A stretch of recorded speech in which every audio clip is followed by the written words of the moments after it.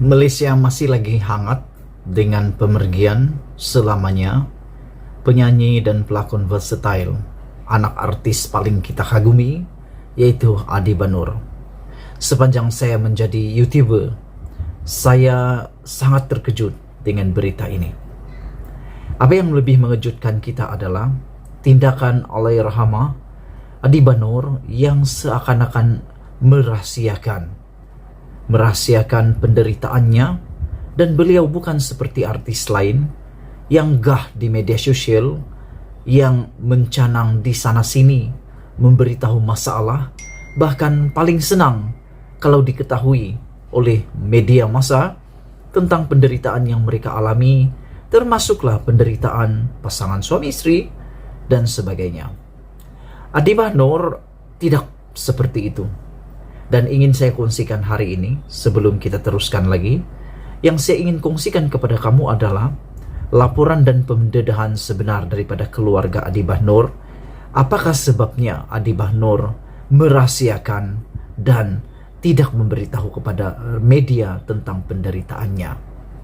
Adi Banur kali pertama saya kenal, dan mungkin bagi semua rakyat Malaysia kenal beliau, kalau kamu masih ingat, iklan Adi Banur yang paling terkenal adalah Crocodile Hunter. Ditanya dalam iklan itu, how do you know? I know lah. Kalau kamu masih ingat, itulah iklan yang paling viral. Kalau lah boleh diviralkan pada waktu itu, viral. Apabila ditanya how do you know, Adi Banur menanya how do you know? Dijawab I know lah. Itu tentang Crocodile Hunter. Dan lagu beliau yang hit di Malaysia adalah lagu Kau Yang Teristimewa. Saudara-saudara, para penonton sekalian, Adi Banur adalah seorang sosok anak seni Malaysia yang mungkin selamanya tidak dapat diganti oleh sesiapa.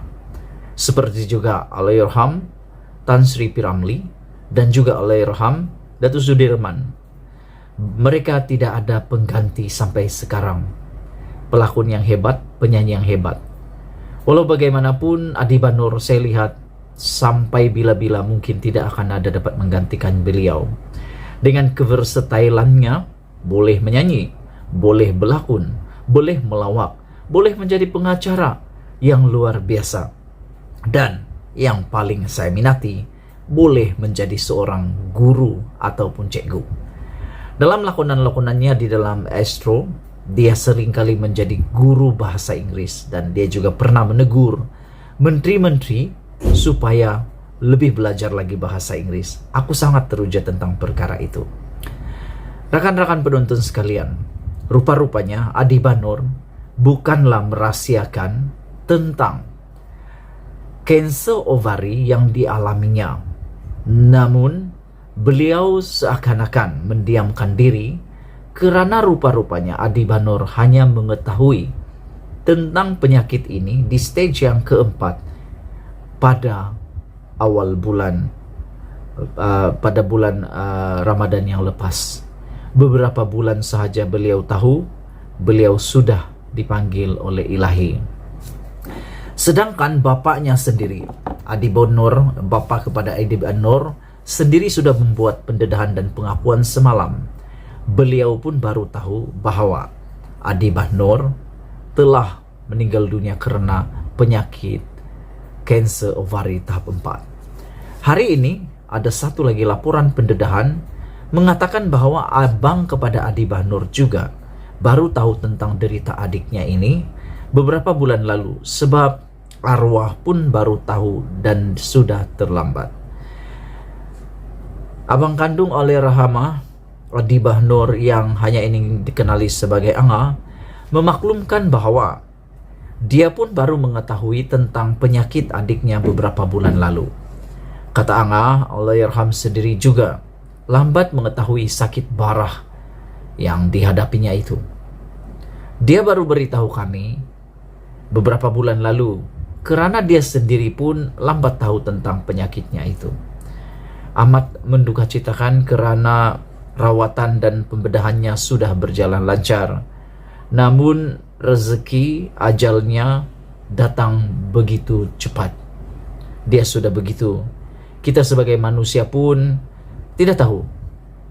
Baru-baru ini kami ada keluar makan bersama, kata abang kepada Adi Bahnur. Dia boleh berjalan, makan, dan sebagainya. Begitu hebatnya Adi Bahnur, di saat-saat akhir nafas dan nyawanya masih dapat bersama keluarga, menghibur keluarga, bersama keluarga, bukan saja duduk diam di rumah, tapi berjalan, makan, dan sebagainya.